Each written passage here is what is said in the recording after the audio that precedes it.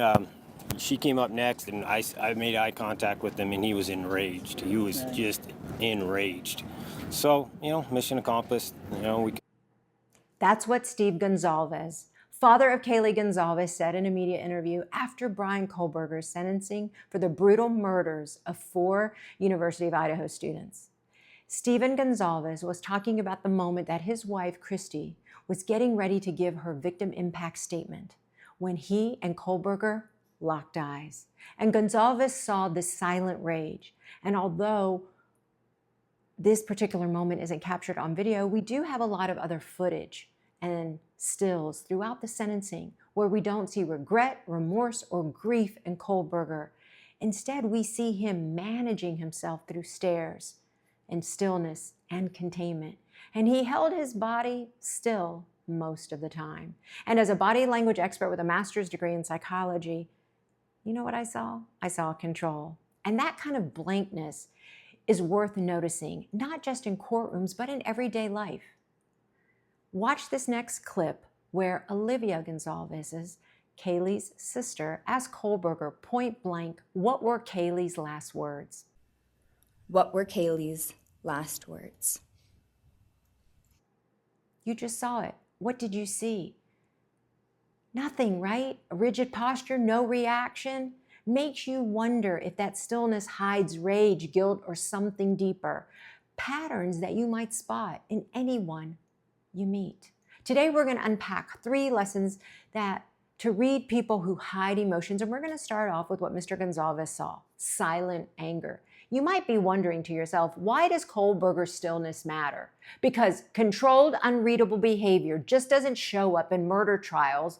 It shows up in boardrooms, on first dates, with friends, with coworkers. The Goncalves family said something else that struck me.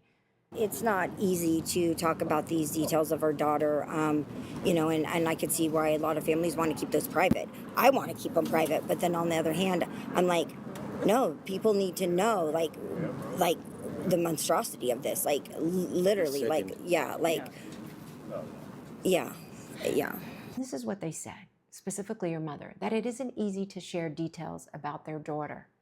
But people need to know about the monstrosity of this, and their bravery inspires us to look closer, not just at Kohberger, but at what his behavior teaches us about hidden emotions in anyone we meet. Let's start with the truth.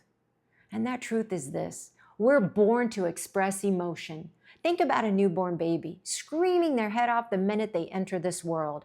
And that cry isn't just about noise, it's proof of life. It tells the doctors that they're breathing. It lets their parents know that they're okay. From day one, babies cry when they're hurt or when they're hungry. They fuss when they're tired. They coo when they're playful. Emotions are hardwired in all of us. Over time, sure, we learn to regulate them. We soften our outbursts. We look around at social cues to see how we should behave and not. We self-soothe, but we're still wired to show something, whether it's through a smile, a frown, tense shoulder. So when someone like Kohberger, facing grieving families and a life sentences, gives nothing, no expression, no shift, that's not just unusual, it's a signal, and your brain notices. Your body feels it. It's that off feeling that you get. It isn't paranoia, it's pattern recognition. So the first lesson is this: no body language doesn't mean no emotion. No visible body language can mean hidden emotion. And during the sentencing, Kohberger sat frozen. He had both elbows resting on the armrests. He looked straight ahead. You can see in the clips and in the stills that his lips were tense, that his posture was rigid. You didn't see any tears or any flinches. That stillness was control. And at times, his blink rate increased because that blink rate is a physiological response to stress. And you know what? It's automatic and it's so hard to control. But let me be clear about one thing. Not everyone who's quiet is dangerous. Look, some people, because of their cultural norms or neurodiversity like autism, they might naturally show less emotion, and that's okay. But extreme blankness in a courtroom that Kohberger showed when he was looking at or facing the families of the victims, in my opinion, it's more strategy. It's about management of perception. So in real life, you might meet someone like this. It could be a boss. It could be a friend who never reacts to your emotions. Either you have something very great to share or something very negative, and they're like this. And that feedback can throw you off because it goes against our wiring to connect. When someone gives you nothing, don't assume that they feel nothing. Ask yourself, are they hiding something? Many times you get this gut feeling about a person, and you know what? Many times your gut might be onto something. The second lesson is this: lack of mirroring creates an emotional confusion. Because as I said earlier, we're geared to mirror. When we're babies, we copy our parents' smiles or their frowns. Why? It helps us bond with our parents, so we're taken care of, so we can feel safe. As adults, we do the same thing without thinking. Think about a time when you leaned in and the other person leaned in. Think about a time when you laughed and the other person smiled. This is how we feel connected and we feel understood. But Kohberger didn't mirror the grief of others in the courtroom. He tended to look straight ahead, to have this blank look, no head nods, just stillness. We're looking for connection, and when it's missing, it makes us feel uneasy. In everyday life, you've probably met someone who doesn't mirror. It could be someone at work, like a colleague, or it could be on a date when your date doesn't match your energy. And your brain might start rationalizing. Maybe they're shy, maybe they're stressed, maybe they don't know me. But here's the dilly. The dilly is this: if you're always giving emotional connection but getting nothing, that's a problem. You got to pay attention to that feeling that you get before your brain tries to talk you out of it. The third lesson is this: silent emotion is still emotion. Many times we expect intense feelings like anger or stress to come across like yelling or slamming doors. But some of the most powerful emotions, they just kind of simmer quietly. And during Kohberger's sentencing, his posture was so rigid and those tense lips indicated that he was holding something back.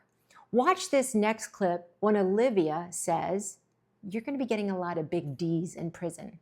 But you're going to be getting big D's in prison. Did you see his reaction? That eye block where he closed his eyes briefly. You do this when you hear something that you don't like. Again, these eye blinks are uncontrolled physiological reactions to stress, tension, anxiety. So here are some signs to look for silent emotion in other people who are around you. A clenched jaw, tightness in the lips, eye blink rate that goes really high, right? You can have flared nostrils, deep breaths. That one might surprise you because a lot of times people will take a deep breath to calm down. But when deep breaths are paired with like a frozen body, a still body, it makes you wonder what might be going on, right? So for Kohberger, I think it was more of a strategy. And in real life, silent emotion can still be intense. Think about a friend who take a deep breath and just be very rigid. They're trying to control themselves, like say if you're having a heated conversation. But you got to ask yourself, when it's somebody you don't know, what happens when that mask slips? What do you do when someone gives you nothing, no warmth, no feedback, no visible emotion?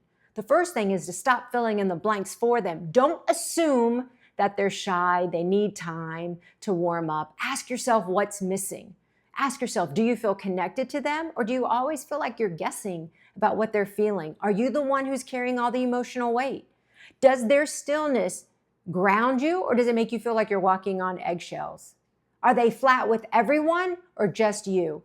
And that last one is key, because some people are naturally reserved, and that's fine. But if someone lights up for everyone else, but they go cold with you, then that's a pattern.